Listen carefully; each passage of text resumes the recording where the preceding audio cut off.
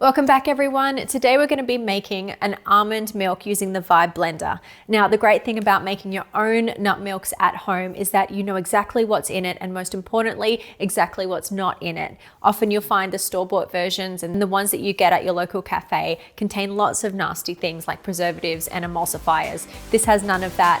You can tweak it to how you like it and it's very easy to do.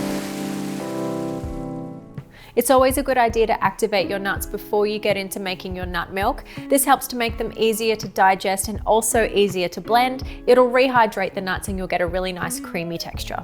To get started, add 1.5 cups of raw almonds to a ceramic bowl with a teaspoon of salt and then cover them with room temperature water. Leave them to soak for at least 8 hours or overnight.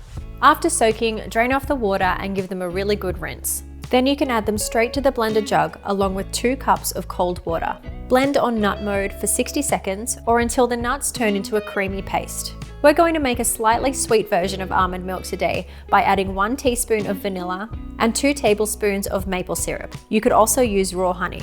If you just want a standard plain almond milk, then you can simply skip these extra ingredients. Now add another cup of cold water and blend for 60 seconds, watching that the temperature doesn't go above 42 degrees Celsius.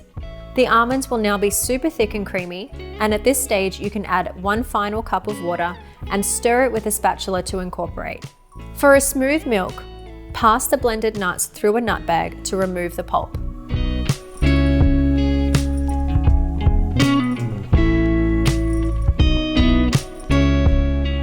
Then pour the nut milk into a glass jar and store in the fridge for up to 4 days. There's many ways for you to get creative and flavor your nut milk.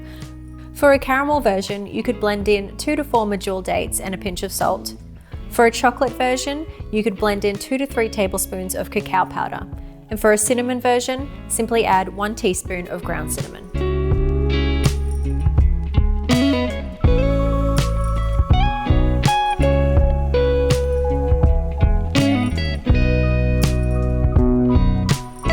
So that's how easy it is to make your own fresh homemade almond milk. So simple. And don't forget to use up the pulp that's left behind. You can use that in sweet or savory baking, make some crackers, put it in your muffins or cookies. And we've got a blog post on more ways to use that on our website, so check that out. We hope you give this one a go for yourself and let us know what you think in the comments section below.